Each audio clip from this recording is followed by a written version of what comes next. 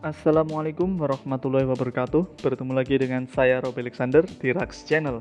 Oke, baik. Jadi untuk video kali ini saya akan coba memberikan tutorial bagaimana cara saya membuat melempar dadu gini ya, animasi melempar dadu. Nah, jadi yang saya lakukan di sini adalah menambahkan rigid body pada dadu. Ini ya, rigid body itu constraint. Bukan constraint sih ya, namanya physics properties. Nah, nih physics properties, kalau constraint yang di bawahnya ini ya. Jadi physics properties rigid body gunanya adalah menambahkan gravitasi dan benturan ya, efek benturan. Jadi langsung saja kita menuju ke file baru untuk membuat dari nol. Sebelum melanjutkan videonya, alangkah baiknya kalian scroll ke bawah dikit, terus klik tombol subscribe dan aktifkan loncengnya. Iya, seperti itu, karena akan ada banyak sekali konten-konten baru yang saya upload ya, biar kalian gak ketinggalan. Nanti di channel ini isinya akan ada game jam, Blender tutorial, sama ada baru saya bikin short isinya kayak musik-musik gitu ya, hasil belajar saya sama teman saya. Seperti itu, karena bisa kalian lihat di sini. Ya, itu dia yang subscribe nggak sampai 3% ya penonton di channel ini. Jadi alangkah baiknya kalian subscribe terlebih dahulu. Silahkan melanjutkan videonya.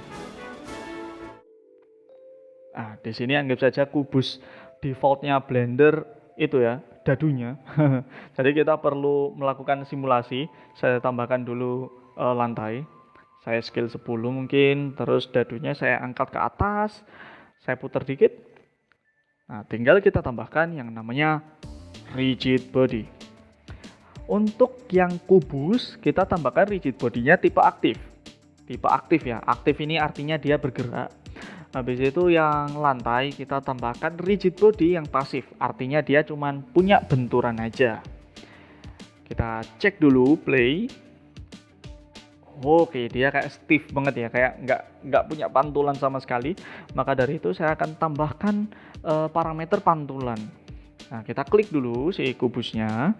Habis itu mungkin mesh-nya ini saya kurangin karena kayaknya dadu nggak 1 kilo.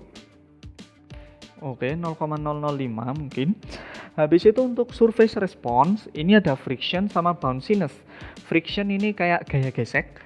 Kalau bounciness itu gaya pantul ya, kayak koefisien pantul. Mungkin saya taruh aja di 1. Oke, masih tetap frictionnya saya kurangin. Oke, makin parah.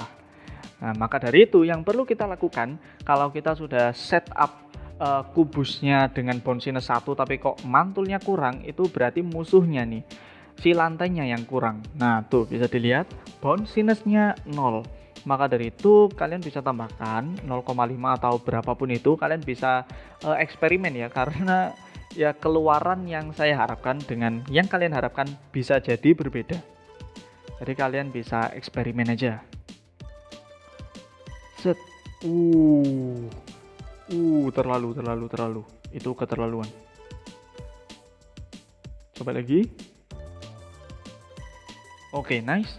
Itu terlihat lebih mantap. Jadi pas waktu kalian bikin simulasi, mungkin kalian bisa ulangin aja dari 0 ya, karena kubusnya di atas pas waktu frame 0. Oke, setelah kita sudah menyelesaikan simulasinya ya, simulasi yang kita inginkan itu udah tercapai, ini kita bisa melakukan bake. Tapi sebelum nge-bake, saya mungkin jelasin dulu beberapa parameter yang lain ya. Di sini ada dynamic sama animated. Kalau dynamic itu dia kalau aktif dia bakal bergerak gitu ya. Kalau dynamicnya dimatiin ya dia diem. Ya, diem aja kayak gitu. Lalu di bawahnya ada animated. Kalau animated dia bakal maksa untuk menggerakkan si kubus melalui keyframe. Nah, di sini kan nggak ada keyframe sama sekali tuh di bawah. Maka dari itu dia bakal diem. Nah, caranya gerakin gimana? Kita bisa tambahin kunci pakai I kayak ya animasi seperti biasanya ya. Habis itu saya pindah ke frame 20, saya pindahin dulu lokasi dia. Kayak gini. Location dan rotation. Nah, setelah itu kita perlu mematikan si checklist animated ini. Caranya gimana?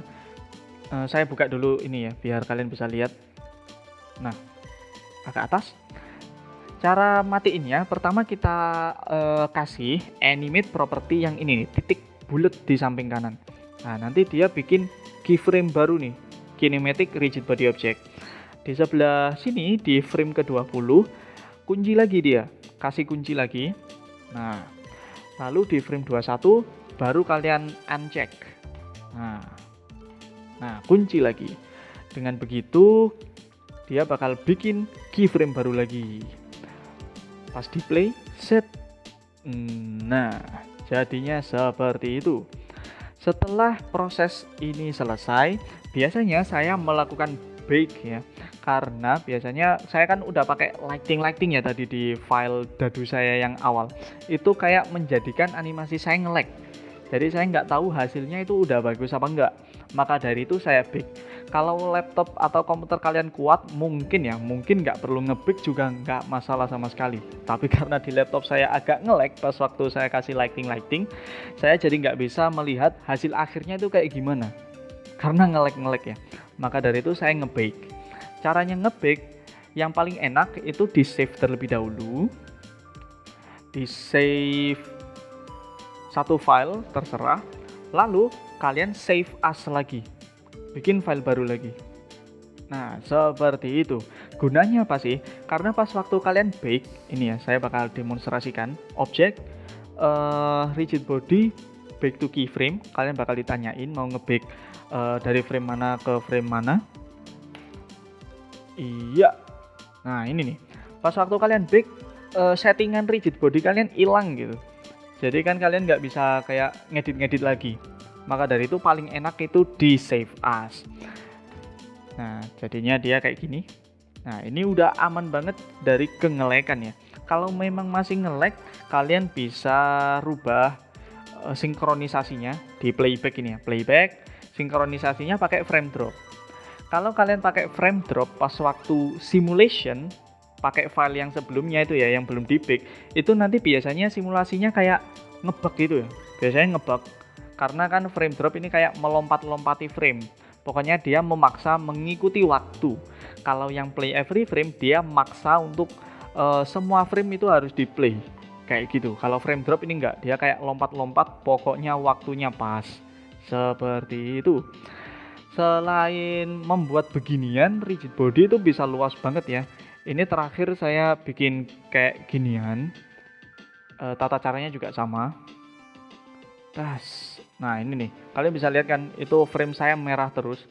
Ini kalau saya paksa pakai play every frame, dia bakal kayak slow motion. Jadi saya nggak tahu ya hasil akhirnya itu kayak gimana. Nah ini nih, agak-agak ya slow motion gitu. Karena saya settingnya pakai frame rate 30 fps. Seperti itu ya teman-teman ya. Jadi untuk video kali ini tutorialnya sampai sini dulu. Terakhir saya ingin mengingatkan untuk kalian yang pengen berdiskusi selain lewat kolom komentar, kalian bisa juga masuk ke Discord Rux Discussion ini ya. Jadi kemarin itu beberapa hari yang lalu, satu minggu yang lalu ada seseorang tanya-tanya di kolom komentar ya. Beliau agak sulit jelasinnya, jadi saya minta masuk ke server aja biar beliau itu menjelaskan secara lisan gitu. Nah, jadi saya diskusi di sini sama beliau dan alhamdulillah masalahnya teratasi gitu. Jadi barangkali kalian ada yang dibingungkan atau pengen ngajarin saya sesuatu karena saya jelek gitu ya tutorialnya, kalian bisa masuk aja ke Rux Discussion buat ngerosting saya. Oke. Jadi untuk tutorial kali ini saya cukupkan terlebih dahulu. Terima kasih telah menonton video ini. Wassalamualaikum warahmatullahi wabarakatuh.